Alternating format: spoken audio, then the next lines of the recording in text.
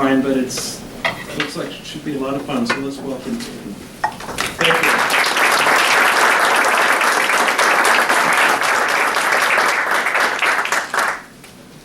Okay, does the mic working? Yeah? Can you guys hear me? Yes, ma'am. Yeah, oh, good. Thank you for the nice introduction, and thank you mostly for coming. I must say, when I woke up this morning, I thought, oh boy, no one's going to come. So that's fabulous. Thank you. Do you want me here? Okay. So anyway, it's my pleasure. As mentioned, yeah, I'm with National Jewish Health, have been for 23 years, which is fabulous. It's a wonderful organization in Denver, and we work all around the country. So it was a nice opportunity for me to come and speak with you and meet with local donors, supporters. So I get to Detroit about, well, once or twice a year with my colleague Sherry, which I enjoy. So anyway, today we get to talk about blended gifts. That's what I was told you guys would find most interesting, and it's my pleasure to visit with you about that. Before I jump into that, tell me a little bit about my audience. So how many of you do major gifts? Focus primarily on major gifts. Okay, a bunch. How many do plan giving? Almost, okay. And how many advisors? Very few, okay. All right, good. So a lot of major gifts. So wonderful. So I think this conversation is going to be really appropriate and really helpful. Please stop me to ask questions. I love questions. So don't be afraid to chime in.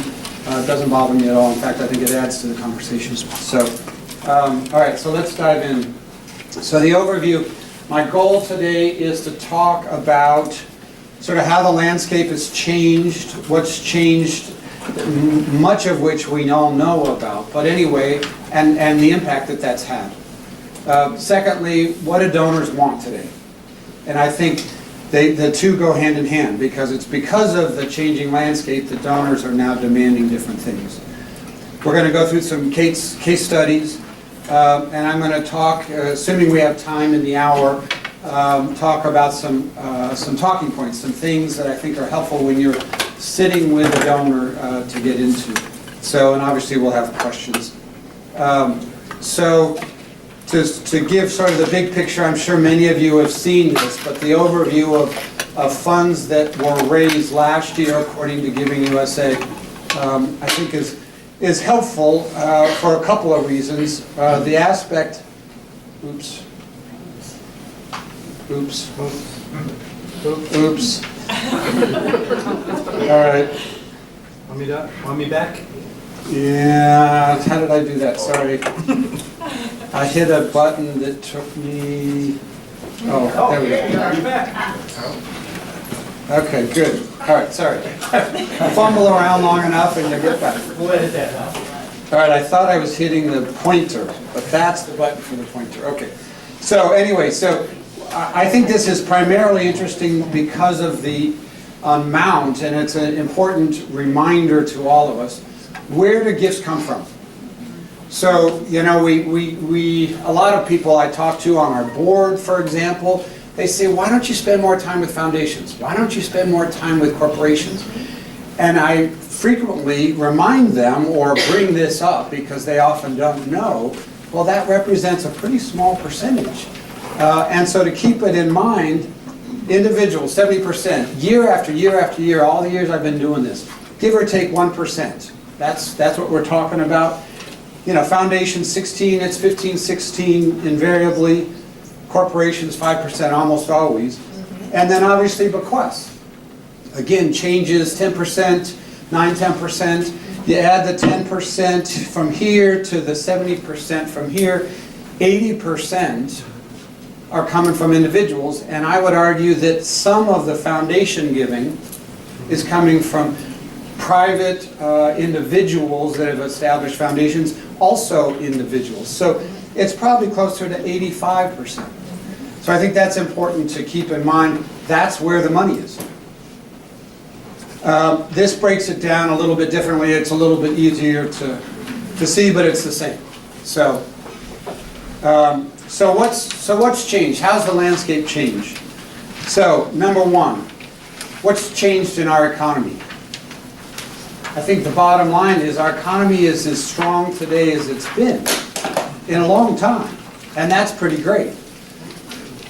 The stock market, it's kind of going haywire right now. I don't know why, I don't get it, because the economy is so strong and our employment situation is so strong. Why is the stock market doing what it's doing? I don't get it. And then finally, taxes. Obviously, taxes have changed the landscape. In particular, the last tax law change.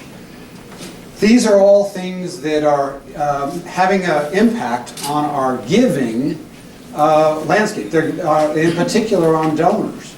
And I think we have to keep these in mind because it impacts their decisions and what they want to talk about, how they want to talk about it. Okay?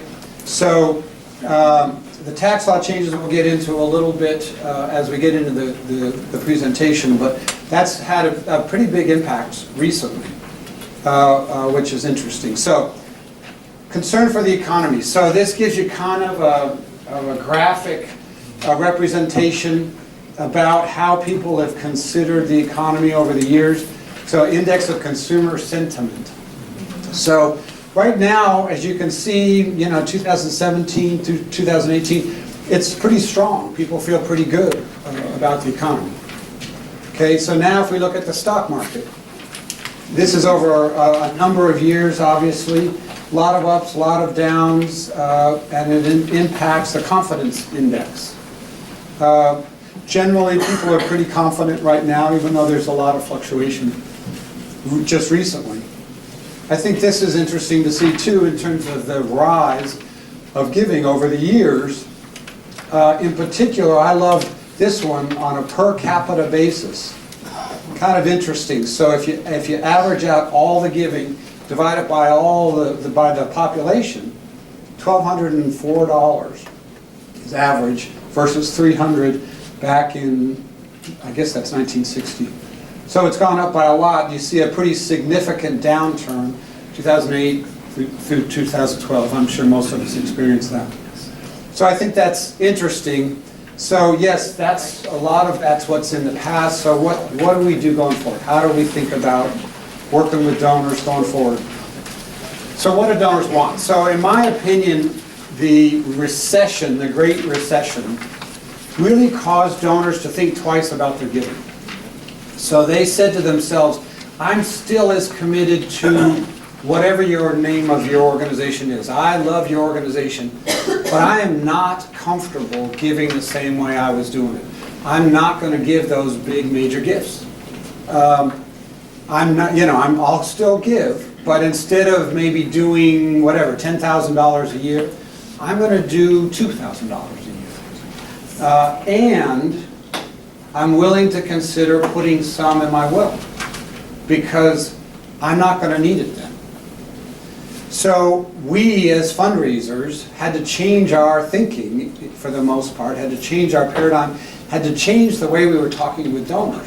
Because in many cases we had to start talking to them about that because obviously in some cases donors didn't make that full switch. They made half the switch.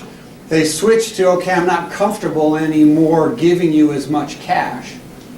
But they maybe didn't say, well, I might also, though, increase my bequest or create a bequest. So that's part of our job, I think. Whether you're a major gift fundraiser, planned gift fundraiser, and frankly, I don't make a distinguish between the two anymore, and I think it's very antiquated thinking.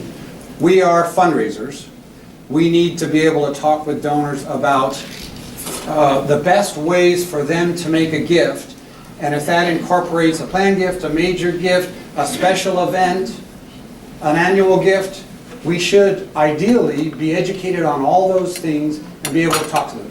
If it gets complicated, bring in a specialist. There's nothing wrong with that. I need to bring in the plan giving expert to talk to you. But hopefully you're comfortable talking about the basics. So today, hopefully, if there is some reticence, we can get over at least a little bit of that.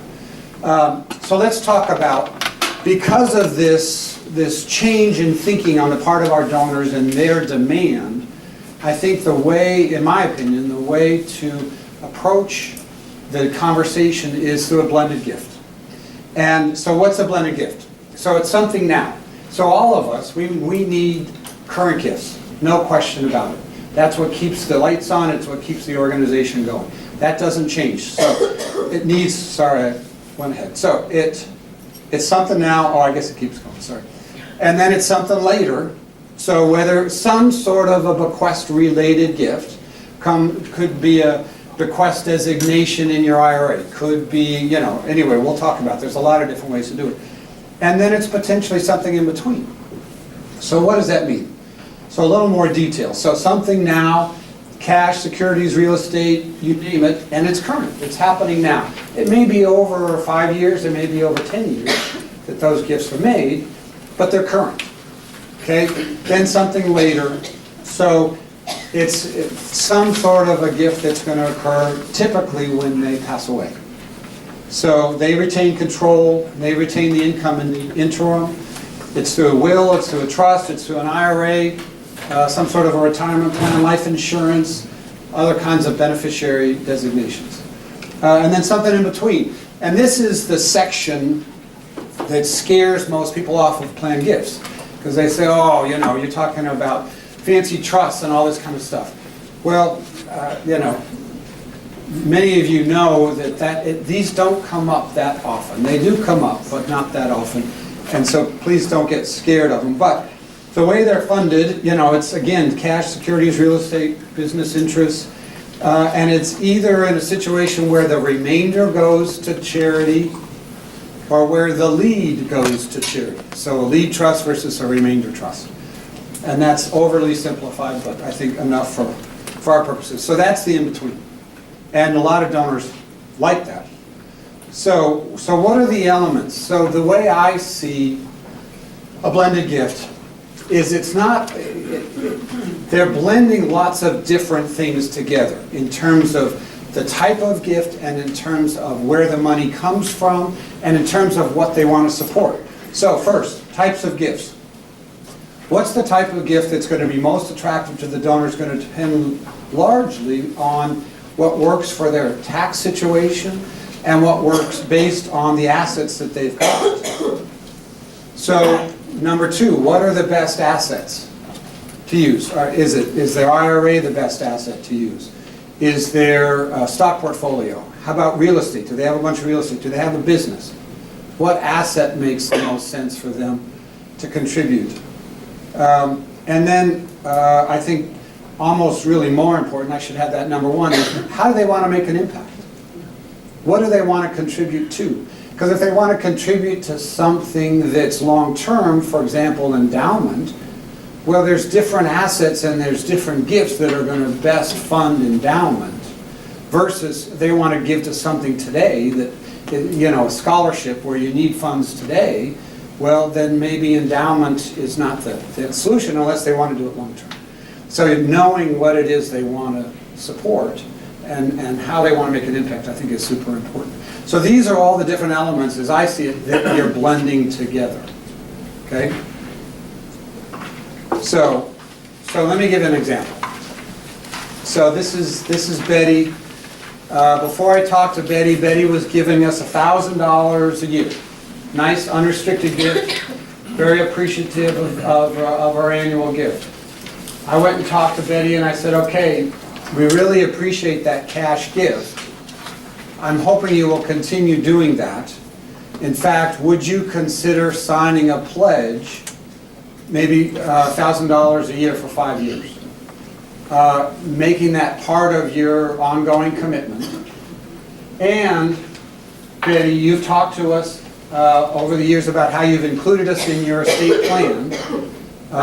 Do you mind sharing a little more detail about that? Can you share the amount? Can you share kind of how you've got it structured? If so, we would like to give you credit for that gift towards our, let's say, campaign. So $250 I find out, and she's willing to sign some sort of a documentation that confirms that. And then finally, it turns out Betty is interested in a charitable gift annuity. She needs the income. She has money in a CD, and the CD is earning her 2%.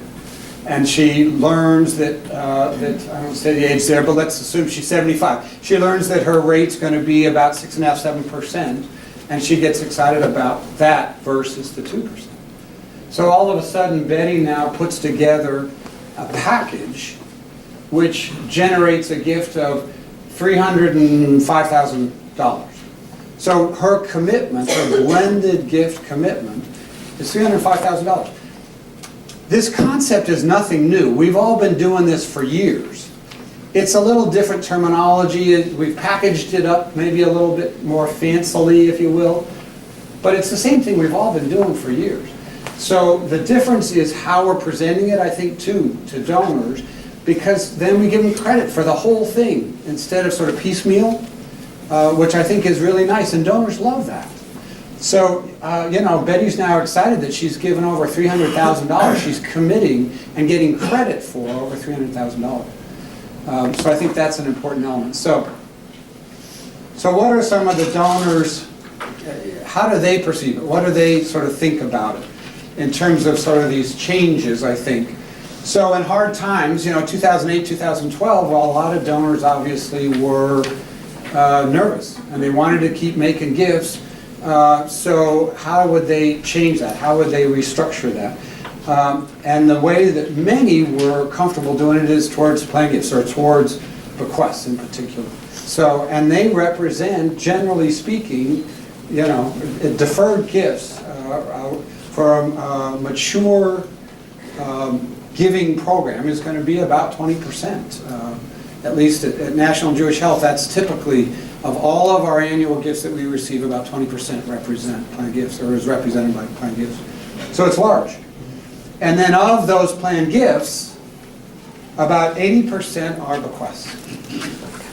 Right? So what we're really talking about is bequests. And bequests are pretty simple.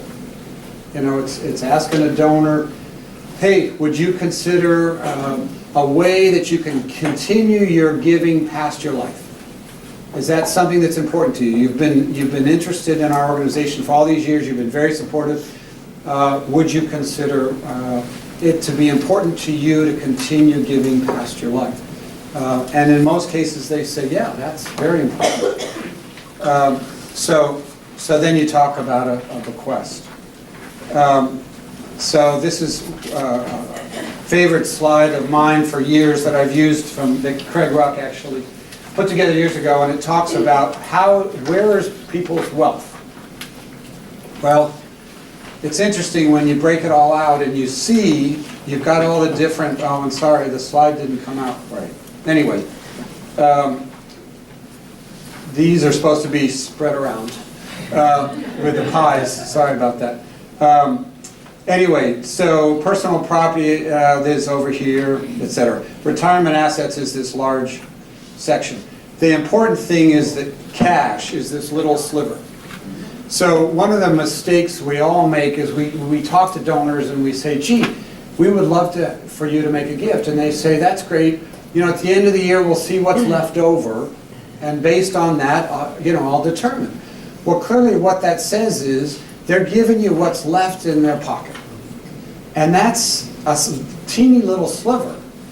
If we can get them thinking about, talking about making gifts from assets that are substantial, real estate, stocks, personal property, it's a whole different conversation. So I know many, if not most of you, are doing that now, but Russell James recently came out with research, which is very exciting, proving that organizations that focus on gifts of appreciated assets will increase in size. The revenue that they earn will increase in size if they focus on appreciated assets versus cash. So what he did is he reviewed 990s for, I think it was 1 million different charities it was over a 5-year period, I forget exactly the time frame. And he was able to do that statistically and analyze the impact that these organizations had by focusing on appreciated assets, which is pretty much consistent with what Craig is saying here in this slide. You focus on cash, you're going to get a little sliver. It's what's left over. You focus on appreciated assets, whichever of the other areas, it doesn't matter, you're going to get a much larger pool and it's going to grow. Each of your organizations is likely to improve. Please.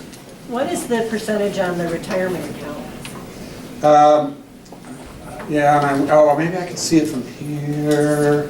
I forget exactly, sorry, and Looks like it starts with a 1. 10. 10%. Thank you. Who is Russell, what is? Russell James, sorry. So Russell James is doing all this fabulous research on people's reaction to, among other things, on people's reaction to planned gifts. So he's done amazing amount. He's written a number of books. I highly recommend getting to know his work. So he's tracking things. For example, he tracked people's reaction to the word bequest. If you use the word bequest, how do people react to that? And what he found was people don't like it because it makes them think of death. Yes? So just a little plug, he was here for our development day last year. If you're interested, we have great speakers like that at development day every year. Yeah. Thank you for letting me kind of lead right into that. Sure. Well, Russell James, he's doing research. A lot of us anecdotally kind of had gut feeling about a lot of these things, but we didn't have the research to back it up. He's not doing the research. And so the information he's providing is hugely helpful to all of us. So I really appreciate what he's doing. Let me get back into the... Gordon? Yes. So you just said that Russell James says don't use the word bequest, it turns donors off. What would you say? So will. People prefer the term will. Would you consider leaving us in your will as opposed to bequest? Even though you have to die to activate the will. They like that term better. He has he has lots of information. All right, now I got a font, sorry. He has all this. Sorry, what am I doing wrong? I don't know. I'm trying to do what I did last time. Oh, no? Move over one more, I think. Right now, I need to resume. No, it's going the wrong way. The restroom button. It knows something you don't. All right, so I don't want that. There. And then go. Yeah. Come on, is that right? Yeah. Okay. Anyway, yeah, Russell James, I'm a huge advocate. Yeah, please. When he was here, he said if you will try to link with him on LinkedIn, and all his presentations are there. Yeah. And it's all free. And it's all free. He's providing it all. He's a professor, I forget the organization in Texas. Texas Tech. Thank you. Yeah, I'm a big Russell James fan. He's doing a lot for our industry, which is wonderful. Anyway, so yes, focus on gifts of appreciated assets. Makes a huge difference. And he's now proven that. So let's talk through some case studies. This first case is a case, so we're towards the end actually of a capital campaign, which we're doing. And I went to meet with, this is actually a board member, I went to meet with him at the beginning of our campaign. He knew why I was coming, because he knew I was there to talk to him about a commitment to the campaign. And I've known him over the course of years. He's an attorney. And when I walked into the room, he was all tensed up. His shoulders were up high, and he was just sure I was going to hit him hard for a big gift. And so I'll never forget the reaction. So I said, sorry, what's the name I'm using? Mark. That's not his real name. So Mark, I said to Mark, you've been a supporter of our ball. We do a gala every year. And he contributes $5,000 to buy a table every year. I said, you've been doing that. Will you consider committing to do that for the next 5 years? $5,000 a year for 5 years. He said, sure, I do that every year. I have every intention to continue doing that. I'm happy to do it. So I said, great. You also have been creating or funding, I should say, flexible gift annuities with us, he and his wife, for $25,000 a year for the last several years. Would you commit to doing that on an ongoing basis? I asked him for 3 years of commitments on that. He said, sure, that was my intention anyway. I'd be happy to commit to that. And finally I said, if I'm not mistaken, we are in your will. And he said, yes. Would you be willing to share details about that, such that we could include it in a package gift? And he shared, well, it's $50,000 from his estate. So I said, that's great. We'd like to document all this, put it into a gift plan, and give you credit for it. So the credit would be $150,000 would be your gift that the board would see that you're committed to $150,000. They don't need to know the details. They don't need to know where it came from, how it's being funded, over what time frame. That's not their business. What they know is that you've made a commitment of $150,000. His shoulders dropped. He said, wow, I can do that. And he was delighted. Signed the documents almost instantaneously, and we had a very happy donor and a nice gift. So a very simple example of a blended gift. Yes, I could have asked him to increase this or increase that, and those are all things obviously you can do. Under the circumstances, I felt pretty good about that. I'm very new to planned giving, so what kind of documentation do you use to write Great that question. all out? And I've got a sample that I'm going to show you in a minute. Great. So I'll go through that. So case 2. So I had a woman call me up, this was actually a couple years ago, and she said, well, I want to give you my IRA and I want to use it to fund a charitable gift annuity. And I had to say to her, and some of you know this, well, I'm delighted that you want to give us a nice gift and that you're interested in the charitable gift annuity. Unfortunately, we can't do that. And I explained all the details of why, but I said we absolutely can talk through how we can make this gift work that works for you.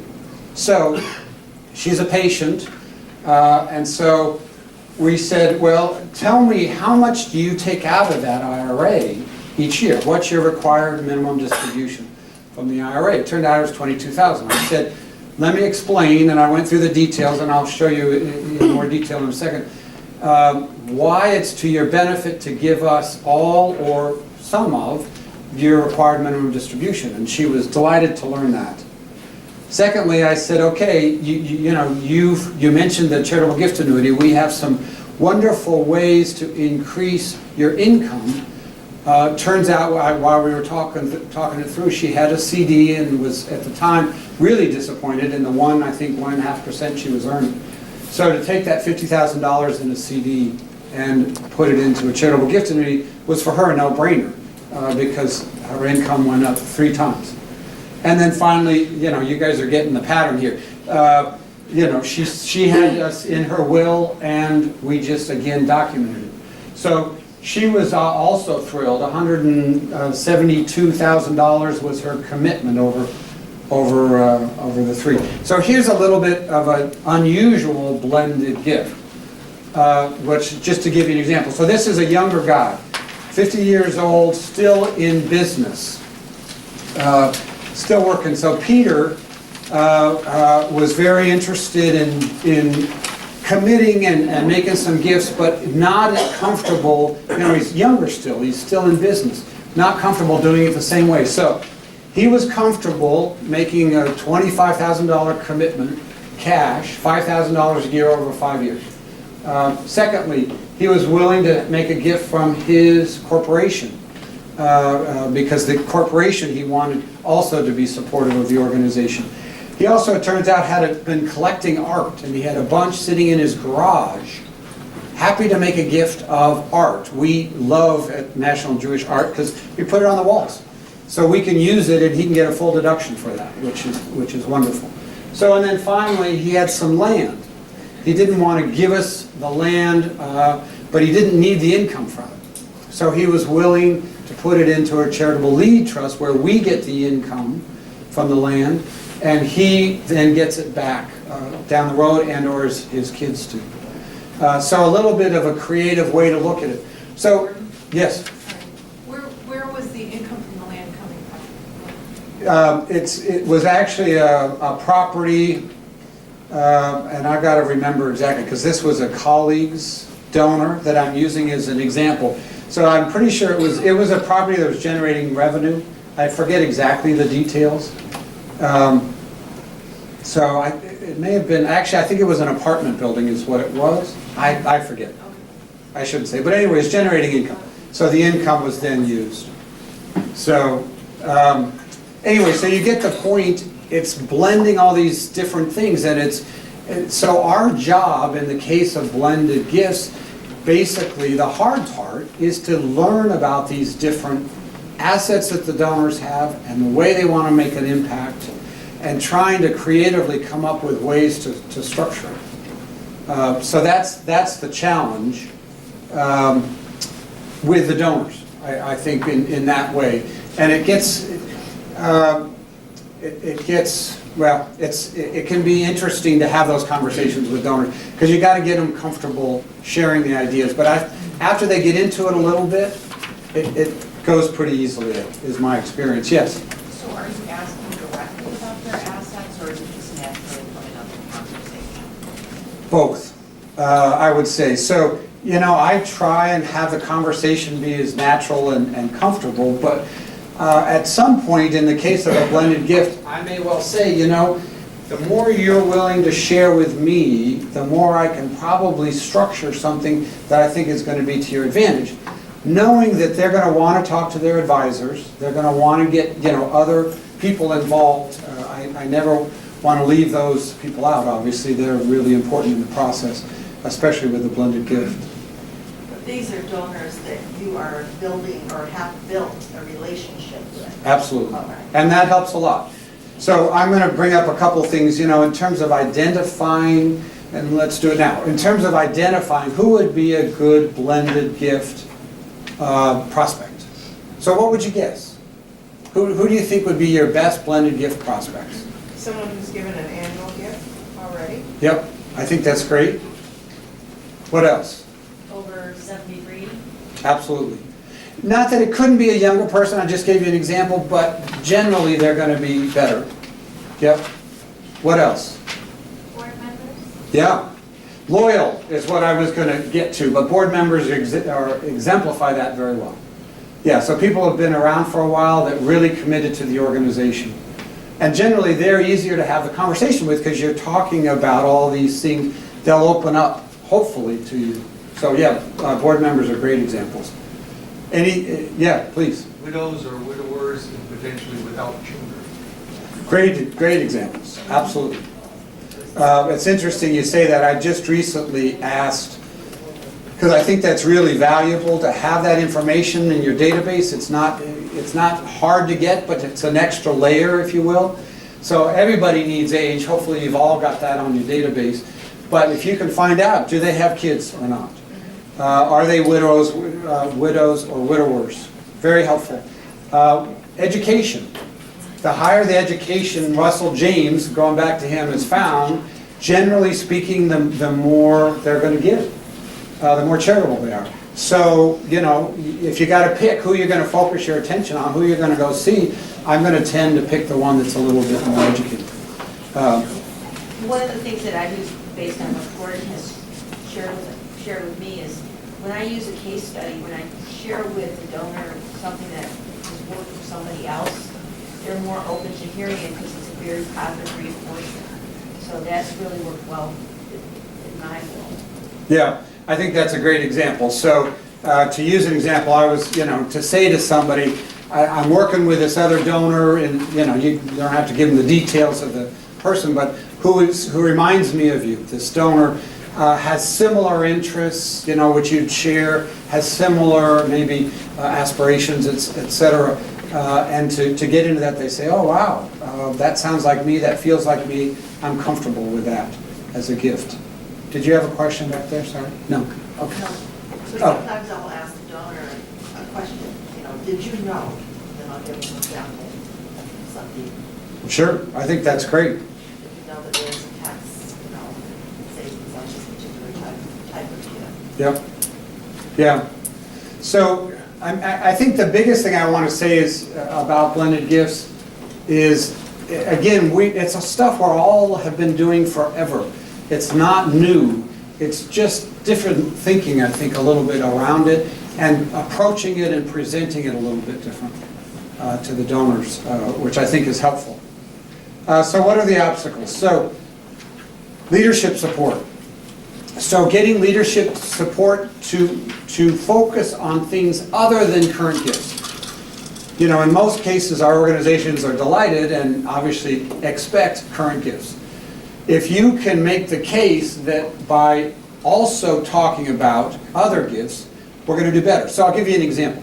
So we have a capital campaign going on with National Jewish Health in Denver, $250 million. It's to build a building. And I said early on, okay, what's going to be the planned gift component? Because donors, I can assure you, will want to give through a planned gift. And I got a lot of pushback, you know, okay, nice, but we need current gifts. So we didn't include a planned gift component. Well, one of my favorite examples, we had a board member, our CEO went to meet with, he asked him for $1 million. The board member said, you know, this is over the course of a couple of conversations, said, I'll go one better, I'm going to give you $1,250,000. But $1 million of it is through my will.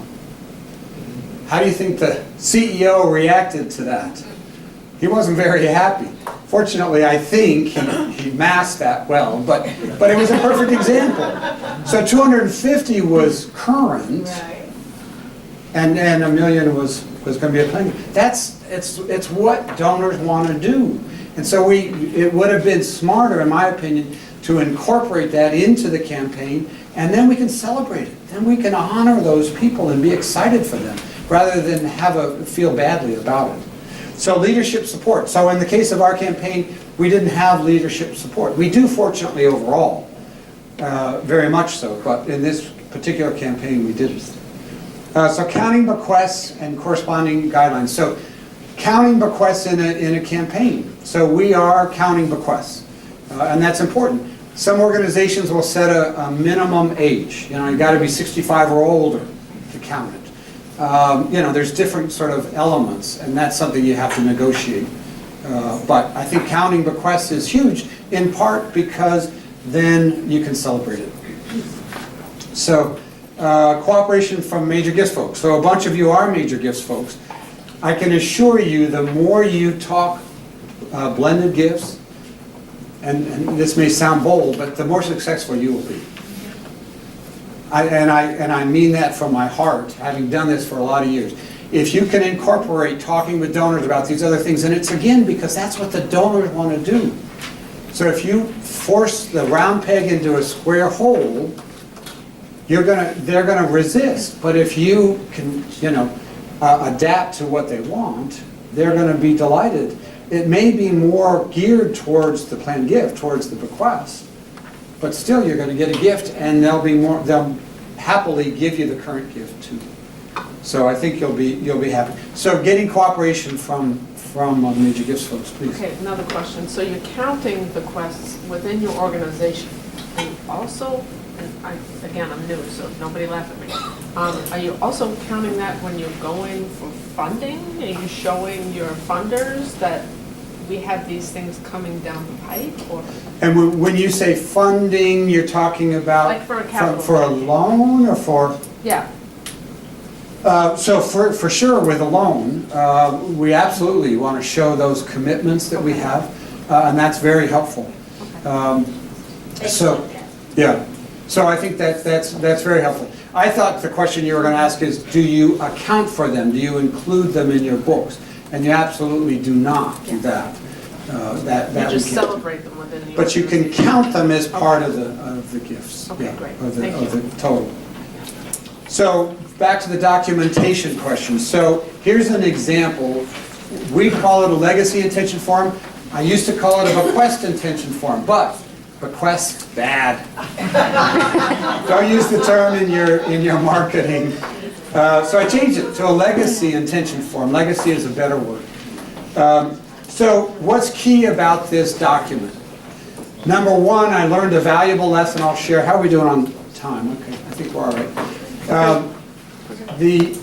For a long time, and many of you may have done this like I did, somebody would say, oh, you know, you're in my will and I really like your organization. You say, fabulous, that's awesome, I'm so happy. Will you give me a copy? And they would say, what are you, nuts? Why would I give you a copy of my will? It's got all sorts of personal and private information. That's really not appropriate. And you've just lost credibility. And so we finally learned, many of us, okay, that's not working and that's really bad. Let's ask for a legacy intention form or some variation of that, which is great. But I also learned, so when I started using this form, I said, okay, well, we really would like to document your gift. Will you tell us about, you know, basically, how much are you giving us? Of course, they didn't like that either. So then I changed, and it was one of those sort of lucky things. I said, so tell me, how do you want to direct your bequest? Where do you want it to go? How do you want to make an impact? How do you want to make a difference? All of a sudden we had this fabulous conversation. And the donors were engaged. Oh, nobody's ever asked me that. That's great. I really want it to go towards whatever it is.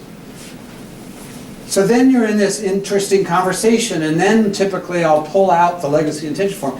Do you mind if I document this? I want to put it in your file and make sure that we have record of it. By the way, how do you want your name listed for recognition purposes? I want to make sure we've got it down properly.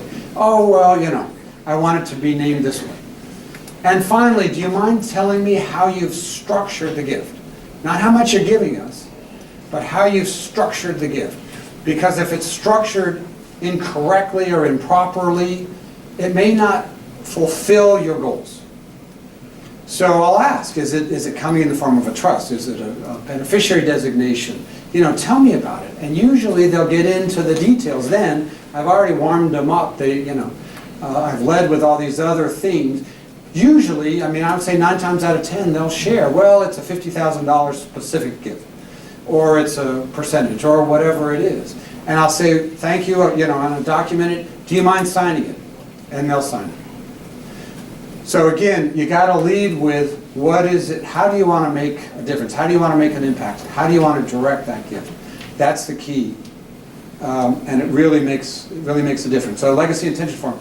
We also started a number of years ago what we call a testamentary pledge agreement. So this is an irrevocable bequest. So somewhat controversial, and some organizations aren't willing to do it, but think about if you have a donor that makes a commitment. You know, I'm going to give you $100,000 over 5 years, $20,000 a year. Okay? That's a pledge. Well, what if you have a donor say, I'm going to give you $100,000 that's paid when I die? That's also a pledge. And it's a pledge that's binding. And with a proper agreement, it's binding against their estate. That is bookable. That is something that you can count and account for. So I don't want to spend too much time on this, but it's a pretty slick mechanism that we've had some good success with and had a number of donors like it. One of the advantages of a testamentary pledge agreement is it effectively is collateral. I mean, it's a commitment, a firm commitment on the part of the donor to contribute to the organization, which you can take to the bank, literally, as collateral. So, thank you. This form is very helpful, but I'm having a hard time reading it both on the screen and Sorry. on a piece of paper. Is there a way that we could get it, like, its own document? Sure. Also, Sure, I can send it to Lori. We're starting a campaign where I work, and we've been talking about blended gifts, because part of our campaign is names things. So let's say if you have a blended gift, that part of your blended gift is someone who says to you, okay, you've got $500,000 in my will, for instance, and they're willing to like sign a form like this. So we were saying, well, would we then be able to, we then put their name on something for $500,000, and we're like, well, maybe we would like let them like do like half of that towards the naming, because you know it's like it's easy for someone to say like, oh, I put your name and give you money in the will, and then you name something and then the money never comes. So it's like we're trying to figure out you know, not, you're talking about booking gifts versus not booking gifts, which is like a different question, but as far as like naming things, just based on this piece of paper that you just signed with them, is like, we're trying to figure out how that fits into our campaign. So I've got a pretty strong opinion on this, and I'm happy to share it. Ultimately, it's up to your board, it's up to your leadership, you guys have to decide. But I tend to err on the side of being generous to donors. I believe in being donor-centric. The donor's giving you $500,000. Why not honor them for a gift of $500,000? Why say, well, it might be $250, well, it's not really worth that today. No, because it's probably because you have no really proof that he's doing it. So let's say you name something, a room, and let's say that gift doesn't come through. Take the name off. Give it to someone else. I mean, and I would put that in the gift agreement. That if that gift isn't fulfilled, we're gonna make a change. And I think that's very appropriate. So what you do, so a testamentary pledge agreement, absolutely, it's an irrevocable gift. We are comfortable naming the full amount, giving a naming in honor of that person for the full amount. A legacy intention form, which is a bequest, we're pretty generous in that regard. And so we have done some namings using that at full amount. Some people would question that and say, no, they're not comfortable. You guys have to decide that, and your leadership has to decide that. Are there any statistics around that say the percentage of people who do come through with their gift? It's very high. That's very I can assure you, it's very high. Very high. Yeah. Obviously, a testamentary pledge agreement, they're fairly new. I don't know statistics, but around bequests, it's quite high. Yeah, so I think, I mean, people, especially when they sign a form like this, they're committing. They have every intention to do it. With our testamentary pledge agreement, our finance department, which I don't love, but they send out a letter every year basically saying, you know, you have a commitment, it's a firm commitment, are you still committed to it? Are you still willing to honor it? And, you know, I will call in advance and say, by the way, that form's coming out, you know, please don't take offense to it. And they'll sign and, you know, it's sort of like, it's, anyway. So, yes, I think you can count on it in most cases. And again, to be donor-centric, I think it's important. The other thing is that with the legacy intention form, one of the big selling points is you tell them it's revocable.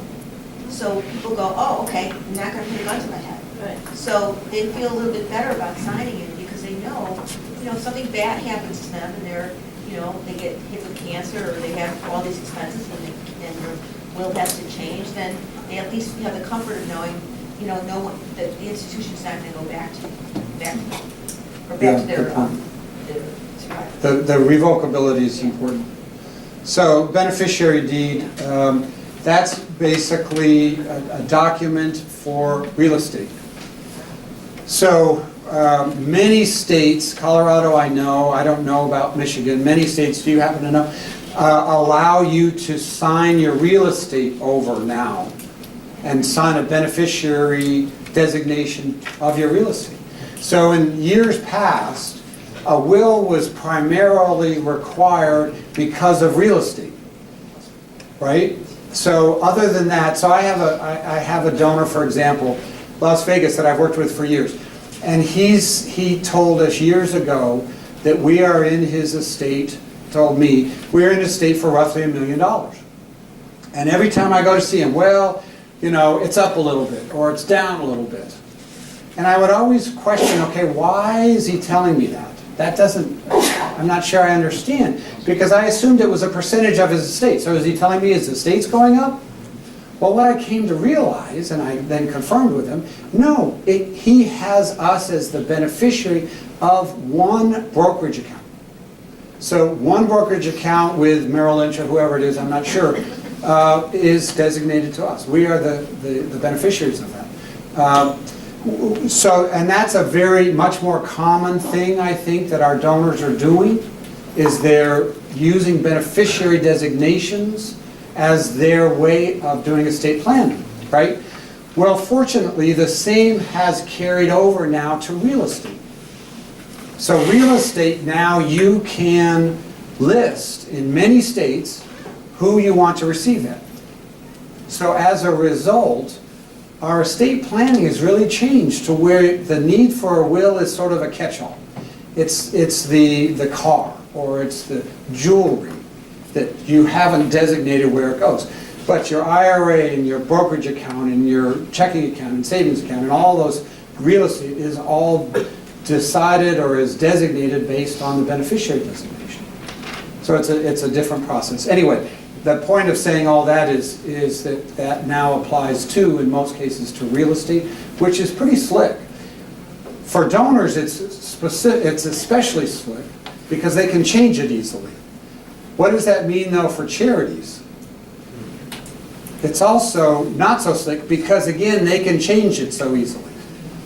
So it means we have to do a really good job of stewarding those donors, because if we don't steward them well, they're going to change. They're going to write us out. And it's easy. They don't have to go to their attorney anymore to do it. They don't have a big expense. So impact of blended gifts. So I thought I would share briefly. This is, it's some examples. I mentioned we have a capital campaign going on for National Jewish. This is an example of some gifts. In fact, I already told you this one. So this is the last one is the board member who was asked for $1 million said he'd do $1,250,000, $1 million of which is a TPA. So it's a testamentary pledge agreement, which is the last. So he did commit to it irrevocably, but it's still a bequest. It still comes to his estate.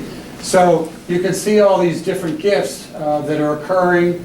These are different examples from different board members and or high-level donors, and how they're structured. Examples of blended gifts. All right, and then you've got deferred gifts. This is the total. This is a couple years ago, actually. I should update this. But anyway, at the time we had one gift annuity for $100,000. Charitable gift annuity pledges. In other words, people who had pledged to make multiple gift annuities. We don't book those up front, but we counted them. We counted them towards the campaign. So, which was substantial. So 1.5 million TPAs in total, 5.4, and 61 legacy intention forms. So those are the revocable commitments for a total of 18 million at that time. That's pretty great, and that's blended gifts impact on our campaign, which shows hopefully the impact. So you can, at the time, 11% of the gifts came in or would be credited towards blended gifts. Okay. So a great blended gift idea.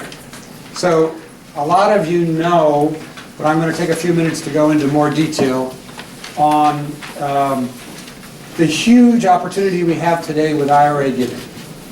Okay, so let's talk about it a little bit. So current gifts of IRA required minimum distribution, in my opinion, is something that we can all take really nice advantage of. And then obviously IRA remainder designation. So let's go through it. So if somebody made a gift of their required minimum distribution, assuming they're 70 and a half or older,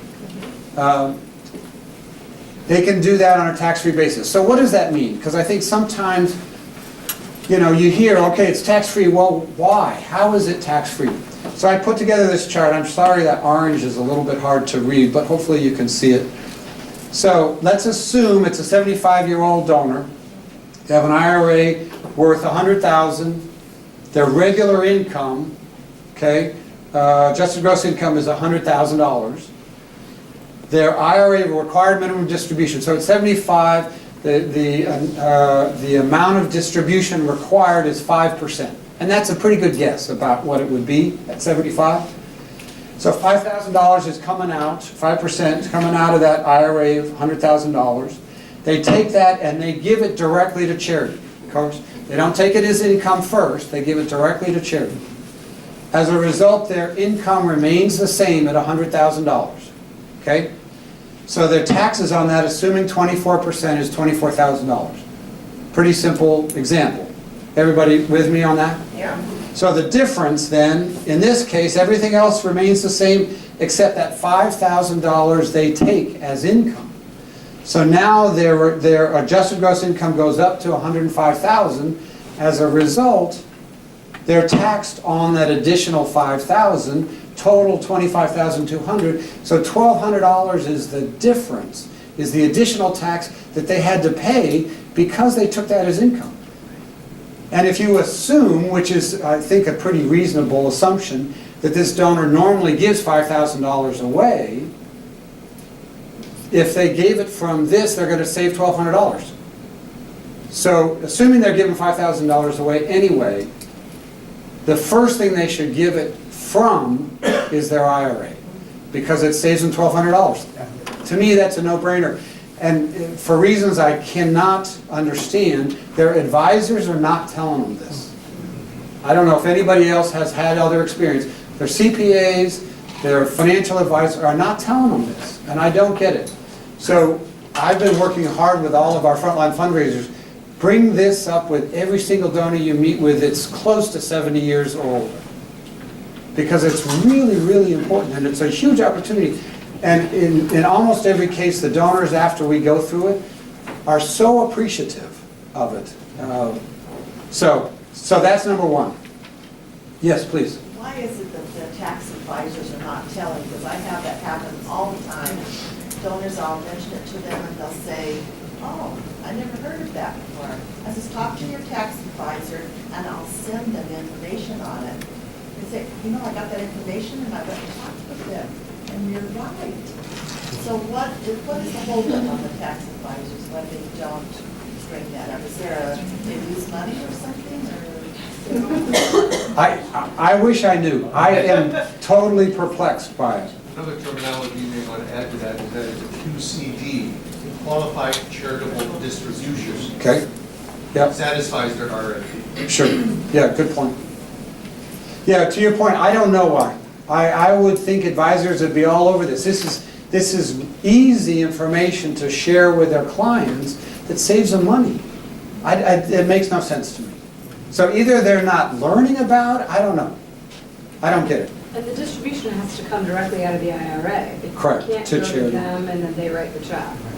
Interesting, there's a new little twist that's occurred recently where some administrators are giving their clients a checkbook to write checks directly out of their IRA, assuming they're 70 and a half or older, directly out of their IRA to charity.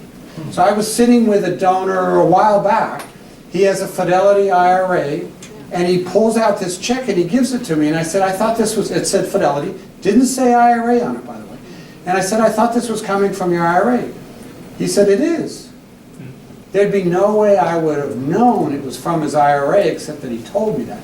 But he said, no, this is from Fidelity. They provided me this checkbook, which for them makes great sense because then Fidelity doesn't have to send out the little checks, $5,000 or $2,000 or whatever. They don't have to do it for them anymore. But for us, it's kind of confusing because we don't know whether it's from an IRA, from a donor advised fund, or from a, donor advised fund, or from a personal account. Anyway, so that's the one thing that's sort of changing, which I think is a mixed blessing. Okay, so that's the required minimum distribution. So then the other side of the equation, which I know most of you know too, is the extreme cost of leaving the remainder of an IRA to family members, or to non-charities, I should say. And so there's a huge benefit. And again, advisors aren't telling their clients this. They're just not doing it. So I want to give you quick examples. So let's assume that the donor has three major assets. They've got a house worth $100,000, they've got a stock portfolio worth $100,000, and they've got an IRA worth $100,000. They want to give, of their $300,000 estate, they want to give $200,000 to their kids and $100,000 to charity. Which asset is best to give to the charity, and which assets are best to give to the kids?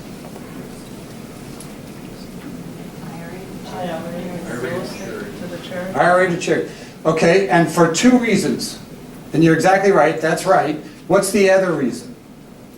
What happens, so let's assume that this house They bought it for $50,000 and it's now worth $100,000.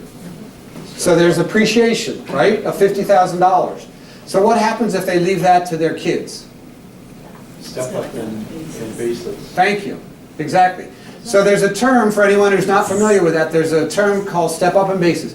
Basically wipes out the capital gain. So that $50,000 original cost basis, that's what they paid for it, when they die and leave it to their kids, they establish a new cost basis for the kids at what it's valued at the day that they die. So that appreciation is eliminated, right? So all of a sudden that capital gain that they would have paid had they sold it while they were alive evaporates, okay? So that's a huge advantage to giving the house to kids. What about the stock portfolio? Same, let's assume the same thing. It was worth $50,000 when they bought it. It's now worth $100,000. Yes, same.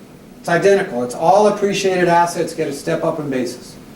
So there's two advantages, is my point, for leaving those both assets to their kids. And then, as we already talked about, leaving the IRA to charity means that the charity receives 100 cents on the dollar. So what could have potentially, the donor's estate of $300,000 could have been diminished pretty dramatically if this had not been set up right.